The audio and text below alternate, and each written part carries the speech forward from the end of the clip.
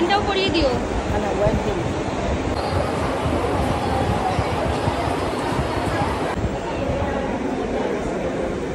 Tata tata কর, তো tata কর, টাটা। তোমরা যে ক্লিপসগুলো দেখলে ওই বিষয়ে আমি কিছু কথা বলবো। আজ আমি রানাঘাটে গেছিলাম, ফেরার টাইম স্টেশনে ঢোকাতেই মা মানে সরি আমার মেয়ে আমাকে বলছে, মা দেখো দেখো বাচ্চাটার গায়ে কোনো জামা প্যান্ট নেই। তো আমি না ওর কথাটা না প্রথমে পাত্তা দিইনি। তারপরে আমার হাত ধরে টেনে বলছে, দেখো মা ওই বাচ্চাটার গায়ে জামা প্যান্ট নেই কেন।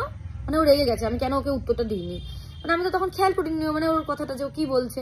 তখন আমি ঘুরে দেখি কি যে সত্যিই তো তাই, আমার কাছে কোনো জবাব ছিল না। মানে আমি ওকে কি উত্তর দেবো, কি বলবো যে ওর গায়ে জামা প্যান্ট নেই কেন। মানে আমি বাকরুদ্ধ হয়ে গেছি।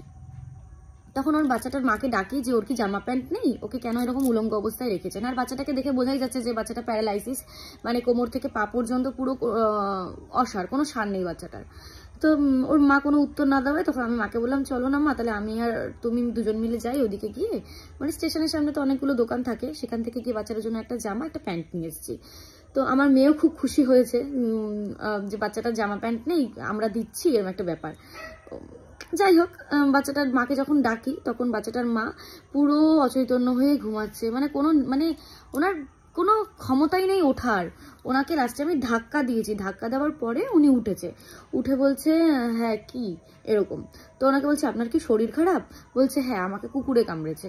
তখন বুঝলাম যে হয়তো ওষুধের ডোজ বা কিছু একটা হবে। তো বললাম যে নাও বাচ্চাটাকে জামা প্যান্টটা পরিয়ে দাও। তখন পরিয়ে দিল, মাও খুশি হয়েছে যে জামা প্যান্ট দিয়েছে। হয়তো ওর কাছে ওনাদের কাছে ছিল না বা ওনার সামর্থ্য নেই, চেষ্টা করেছি আমরা দেওয়ার। তো বাচ্চাটাকে যখন জামা প্যান্টটা পরাচ্ছিল বাচ্চাটা ভীষণ খুশি হয়েছিল।